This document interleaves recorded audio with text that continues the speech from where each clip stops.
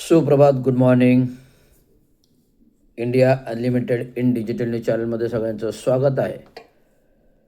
आणि आज सकाळच्या प्रहरी महत्त्वाचा मुद्दा आहे की आज जगाच्या वातावरणामध्ये चाललेलं काय आहे. जगाच्या वातावरणात आपण काय म्हणतोय, जगाच्या वातावरणात काय चाललेलं आहे. जगाचं वातावरण म्हणायचं म्हणजे आजूबाजूच्या परराष्ट्राच्या देशामध्ये, उदाहरणार्थ नेपाळमध्ये, त्याच्या मागच्या वर्षी पाकिस्तानमध्ये, त्या वर्षी श्रीलंकेमध्ये आणि मागील वर्षी बांगलादेशमध्ये आणि आत्ता नेपाळमध्ये हा सगळा उद्योग, हा सगळा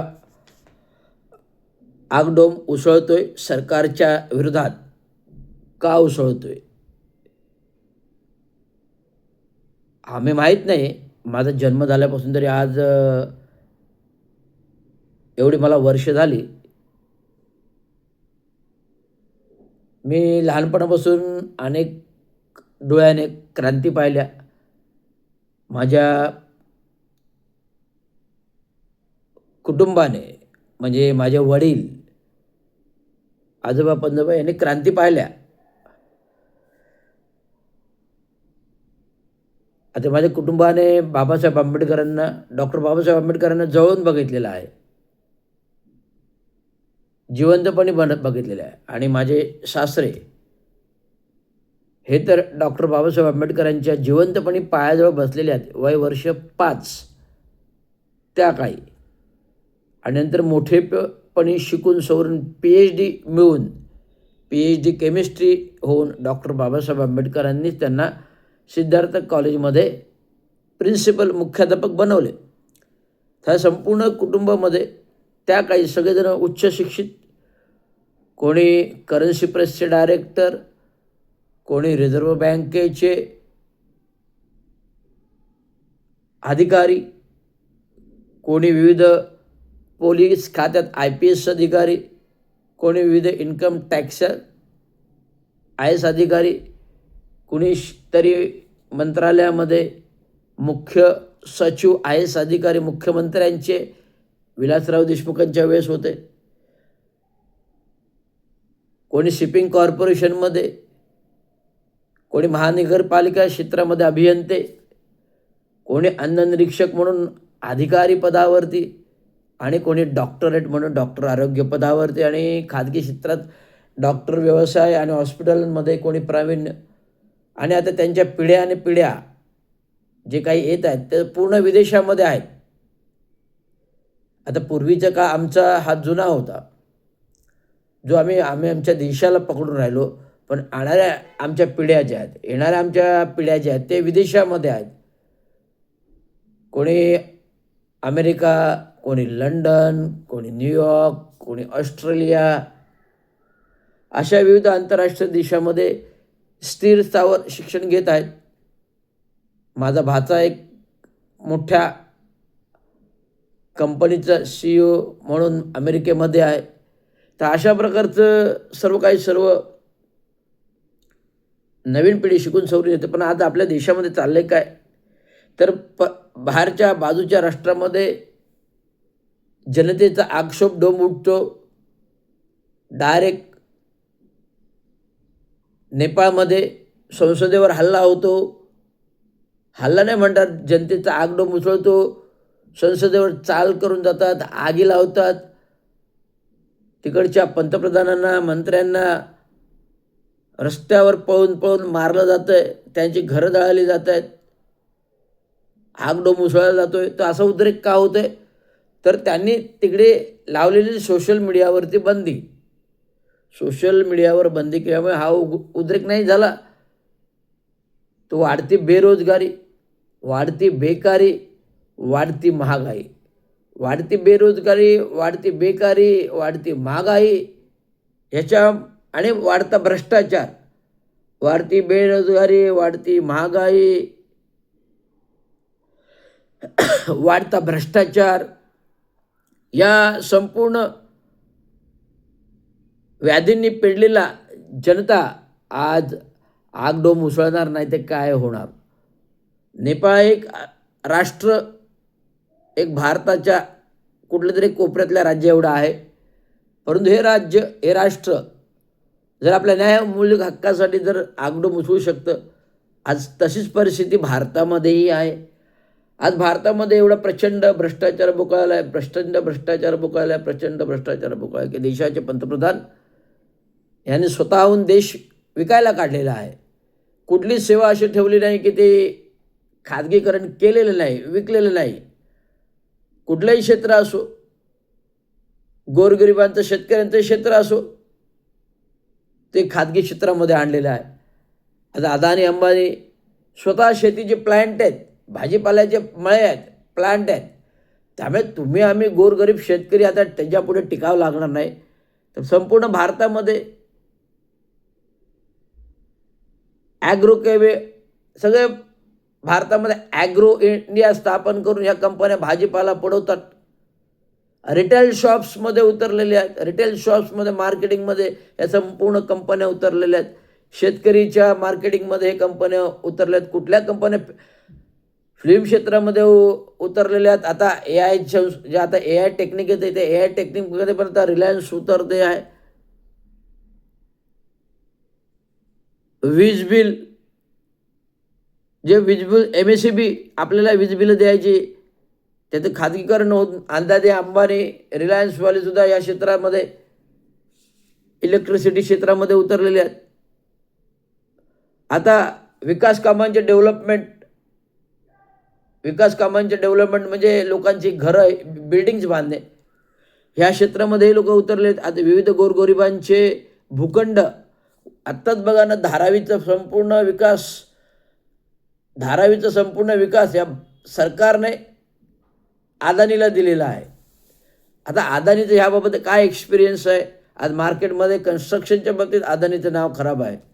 आज मार्केटमध्ये कन्स्ट्रक्शनच्या बाबतीत, कन्स्ट्रक्शन क्षेत्रामध्ये अदानीचं नाव खराब आहे. एखादा प्रोजेक्ट लॉन्च करतो, 50% बुकिंग आधीच घेतो, 50% बुकिंग आधी घेतो. तिथे काम काही चालू होत नाही. त्याचं उदाहरण मी आहे. एका प्रोजेक्टमध्ये मुंबईच्या मी बुक केलं पाडव्याच्या दिवशी. आता पाडवा होऊन 6 महिने गेले. एप्रिल, मे, जून, जुलै, ऑगस्ट, सप्टेंबर आला, 6 महिने झाले. परंतु आज तिथे एकही वीट रचली गेलेली नाही, एकही इमारत उभी नाही. आणि हे लोकांना दाखले पाठवतात, इतके पैसे भरा, 35 लाख भरा, 20 लाख भरा, 25 लाख भरा, 35 लाख भरा, 40 लाख भरा, स्टेटमेंट पाठवतात आणि ॲग्रीमेंट करा. म्हणजे कन्स्ट्रक्शन काही करायचं नाही, 50% बुकिंग आधीच पब्लिक नागरिकांकडून घ्यायच्या आणि तिथे कामच चालू नाही. म्हणजे तुम्ही जो काही विकास काम करता ते नागरिकांच्या जीवावर करता का स्वतःच्या व्यवसाय उद्योगासाठी करता? आता अदानीसारखी रिॲलिटीमध्ये एवढी मोठी कंपनी आज जेव्हा प्रोजेक्ट लॉन्च करते, ते आपलं स्वतःचं काम स्वतःच्या पैशावर चालू करत नाही, तर नागरिकांच्या जीवावर बुकिंग घेते आणि बुकिंग घेऊन देखील त्यांच्याकडून पुन्हा पुन्हा पैसे मागवते, पण काम काही चालू होत नाही. ही वस्तुस्थिती आहे.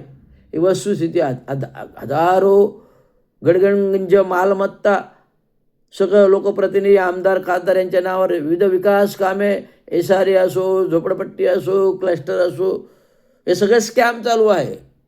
मी सगळा स्कॅम शोधून काढलेला आहे. SRA स्कॅम, क्लस्टर स्कॅम हे केवळ लोकप्रतिनिधींचे फोटो भरण्याची साधनं आहेत, आमदार खासदाराची साधनं. आता ठाण्यामध्ये काय चाललेलं आहे? ठाण्यामध्ये SRA आणलं, क्लस्टर आणलं, परंतु हे SRA आणि हे क्लस्टर ठाण्यातील नामचीन माजी मुख्यमंत्री, आत्ताचे पालकमंत्री, नगरविकास मंत्री, उपमुख्यमंत्री यांच्या शब्दाखातर एक पाणी हालत नाही. म्हणजे हा पूर्ण स्कॅम आहे, हा पूर्ण भ्रष्टाचार आहे. विविध विकासकांना मोठ्या मोठ्या जागा द्यायच्या, भूखंड द्यायच्या, जमिनी द्यायच्या, गिळंकृत करायच्या, त्याच्या आड मलिदा कमवायचा, हा केवढा मोठा भ्रष्टाचार आहे. आज हा एवढा भ्रष्टाचार बोकाळायला आज खाजगी क्षेत्रामध्ये सरकारी शाळा राहिले नाहीत, सरकारी हॉस्पिटल राहिली नाहीत, ह्याचं संपूर्ण खाजगीकरण केलं जातं आहे. खाजगी शाळाही त्यांच्यात, खाजगी हॉस्पिटलही त्यांचे, आज 153 विकासकांकडे, आज 153 विकासकडे, आज 153 मुंबई, ठाणं, कल्याण, डोंबिवली ह्या विकासकांकडे इन्व्हेस्टमेंट गुंतलेली आहे. माजी मुख्यमंत्र्यांची आणि आत्ताच्या खासदारांची. आज खासदार नव्याने निवडून आलेले आज ठेकेदार आहेत. सॅटिसचे ठेकेदार कोण आहे? नरेश म्हस्के आहेत. 153 बुकिंग कोणाची आहे? एकनाथ शिंदेची आहेत. 153 मुंबई, ठाणे, कल्याण, डोंबिवली, वसई, विरार विकासकांकडे इन्व्हेस्टमेंट कोणाची आहे? तर एकनाथ शिंदेची आहे. माझ्या घरासमोर जो नारंग प्रोजेक्ट चालवला आहे तो एकनाथ शिंदेचा आहे. अरे कुठून आणला हा एवढा पैसा? आज विविध सरकारी क्षेत्राच्या इमारती, बिल्डिंगी तुटल्या जातात आहेत. धोकादायक नसताना त्या इमारतींवर विकास प्रस्ताव बनवायचे. कंपन्या आहे आपलाच आणि टक्केवारी आहे आपलीच आणि मलिदाही आहे आपलाच आणि आपणच नगरसेवक, आपणच आमदार, आपणच खासदार आणि आपलीच सत्ता आणि आपणच मुख्यमंत्री जर होत असेल तर हा भ्रष्टाचार बोकाळलेला. आणि गरीब जनता भिकारी रस्त्यावर वणवण फिरते आणि गरीब बिचारी जनता रस्त्यावर वणवण फिरते. बेकारीचा आगडोम, बेरोजगारीचा आगडोम, बेकारीचा आगडोम, बेरोजगारीचा आगडोम. आणि तुम्ही कमवताय, कमवताय खोक्याच्या वर खोके, खोक्याच्यावर खोके, खोक्याच्यावर खोके. गरीब जनतेने करायचं काय? तर आज जो नेपाळमध्ये उठाव होतोय तो केवळ त्याचं एकमेव कारण आहे भूकमारी, बेकारी, लाचारी. आज नेपाळमध्ये उठाव होतोय भूकमारी, बेकारी, लाचारी. तसंच श्रीलंकेमध्येही झालं भूकमारी, बेकारी, लाचारी. पाकिस्तानमध्येही तसं झालं भूकमारी, बेकारी, लाचारी.